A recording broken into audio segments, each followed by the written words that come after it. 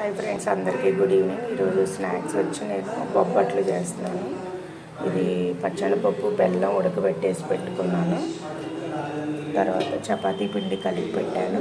దాన్ని చిన్న చిన్న ఉండలుగా చేసుకుని దీంట్లో ఈ పచ్చనిపప్పు మిశ్రమం పెట్టి ఇట్లా రోల్ చేసుకోవాలి. ఇట్లా అంతా క్లోజ్ చేసేసుకుని చపాతీలాగా చేసుకోవాలన్నమాట. నేను చేసి చూపిస్తాను. చూసారా, ఇట్లా రోల్ చేసుకున్నాను. ఇట్లా పేపర్ తీసుకుని దీనికి కొంచెం నెయ్యి లైట్గా అప్లై చేసేసి తర్వాత దీన్ని పెట్టేసి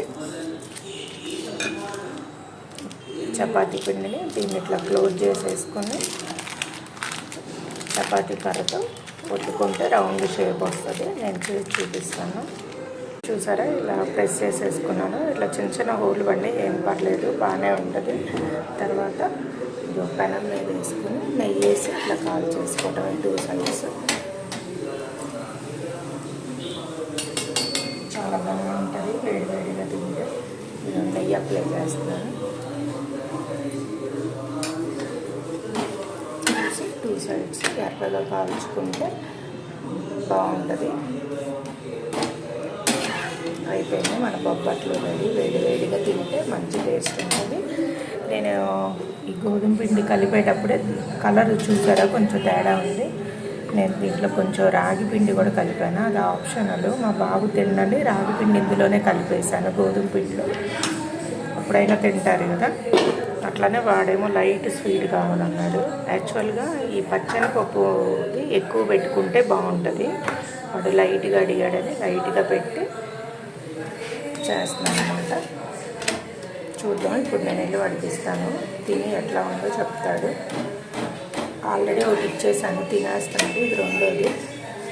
అంటే ఫస్ట్ వాడు స్వీట్ సరిపోయిందా లేదా అని చూసి చెప్తే మనం సర్వ్ చేసేటప్పుడు ఒక్కసారి పైన ఇట్లా నెయ్యి అప్లై చేస్తే చాలా టేస్ట్గా ఉంటుంది. చూద్దాం. ఇవన్నీ మా బాబుకి ఇచ్చేసాను. ఇప్పుడు తినేసి ఎట్లా ఉందో చెప్తాడు. అందరా బాగుందా? అట్లానే ఈ మిగిలినవి కూడా కాల్ చేసి పెడతాను. మా హస్బెండ్ వచ్చి తింటారు, లేదంటే వేడిగా చేసి పెడతాను. ఇంకా మిగిలిన పిండిని ఈవినింగ్ డిన్నర్కి చపాతీకి కానీ రేపు మార్నింగ్ కానీ యూజ్ చేసుకుంటాను. ఓకేనా ఫ్రెండ్స్?